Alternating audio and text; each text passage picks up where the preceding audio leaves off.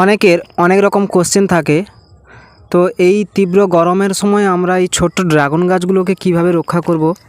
যারা এই সময় ছোট ড্রাগন গাছ বসিয়েছে বা সবে এরকম 1 চাকর থেকে 1.5 চাকর পর্যন্ত কচি ছেড়েছে, তারা এই গরমের সময় ড্রাগন গাছগুলোকে রক্ষা করবেন কিভাবে। আমি প্রথম যেটা বলবো সেটা হচ্ছে জল রিক্রুটমেন্ট, অর্থাৎ জলটাকে কিভাবে দেবেন, কিভাবে মাটি পরীক্ষা করবেন।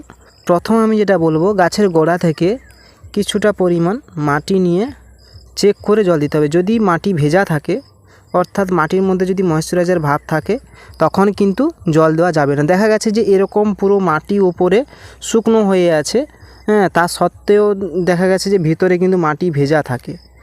তো সেই মাটি কিন্তু আমাদের পরীক্ষা করে মিনিমাম 2 ইঞ্চি মাটি খুঁড়ে নিয়ে ওই মাটিটা পরীক্ষা করে জল দিতে হবে।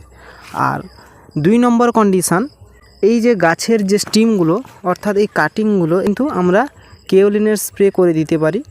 প্রথম দিন আমরা এখান থেকে এই কাটিং অর্থাৎ এই স্টিমগুলোকে আমরা ফাঙ্গিসাইড করে দেব পুরো গাছটাকে হালকা মাত্রায়। দ্বিতীয় দিন আমরা এই স্টিমগুলোকে কেওলিন স্প্রে বা চায়না ক্লে যেটা পাওয়া যায়, তো ওই চায়না ক্লে বা কেওলিন ওটা একই নাম, তো ওইটাকে আমরা স্প্রে করে দেব।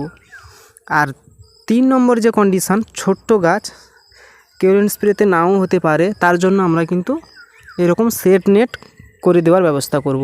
4 নম্বর, যারা ওপরে শেড নেট করতে পারবে না, গাছে কিন্তু এই সময় খুব হালকা মাত্রায় জল দিতে হবে। অর্থাৎ ঠিক সন্ধ্যার সময় গাছে জল দেবেন এবং মাটি পুরো যখন শুকনো হয়ে আসবে, অর্থাৎ এরকম ময়েশ্চারাইজার ভাব থাকবে, তখন হালকা মাত্রায় জল দেবেন। তো এই গরমের সময় জলের মাত্রাটা একদম কমিয়ে দিতে হবে। স্টিমগুলো ইয়েলো হবে না বা সানবার্ন হবে না, তখন কিন্তু গাছটা শুকিয়ে যেতে পারে, দয়া মায়া করলে চলবে না। তো তখন এই কাটিংটাকে রক্ষা করা যাবে। আর ঠিক 1.5 মাস পর এই কাটিংটা যখন বৃষ্টির জল পাবে, তখন অটোমেটিকলি এর সুন্দর রূপ নেবে, এরকমভাবে সুন্দর রূপ নেবে এবং পরপর কিন্তু সুন্দরভাবে বাড়তে থাকবে। তো আমি কিন্তু উপরে গ্রিন নেট করে দিয়েছি, তার জন্য কিন্তু আমার এখানে কোনো প্রবলেম নেই।